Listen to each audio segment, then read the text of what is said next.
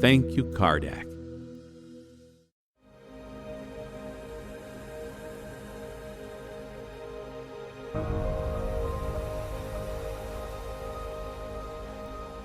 Kardec, as you receive the honors of the world, we ask your permission to join our simple, loving homage to the songs of recognition which exalt your monumental work in the realms of spiritual liberation.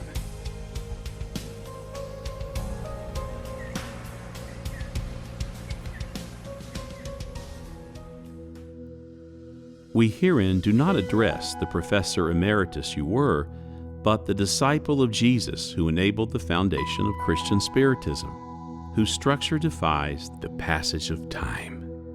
Let others speak of the titles of culture that adorned your personality, of the prestige you enjoyed in the intellectual spheres, of the light of your presence in social circles, of the glory of your illustrious name.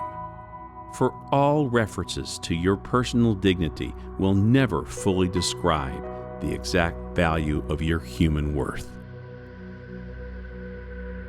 We will speak to the faithful friend of Christ and humanity in gratitude for the courage and altruism with which you have ignored yourself to deliver to the world the message of the higher spirituality.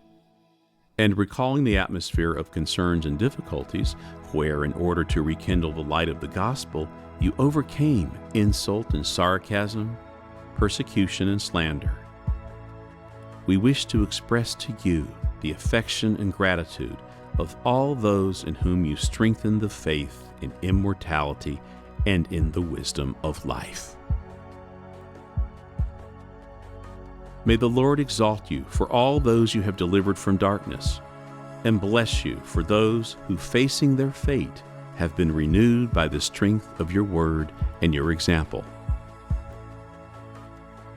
Before you lined up, grateful and reverent, those you have snatched out of madness and suicide with a beacon of hope, those you have pulled out of the maze of obsession through redeeming clarification, the unfortunate parents who found themselves tormented by insensitive and delinquent children, and the distraught children who found themselves in the depths of frustration and abandonment by the irresponsibility of unstable parents, and who were readjusted by your teachings around reincarnation.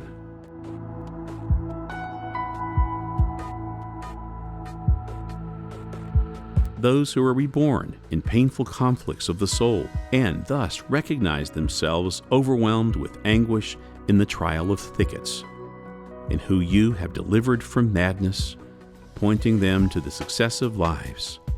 Those devastated in mourning, touching the slate in search of loved ones that death stole from their anxious arms, and to whom you have opened the horizons of survival, instilling in them renewal and peace in contemplation of the future.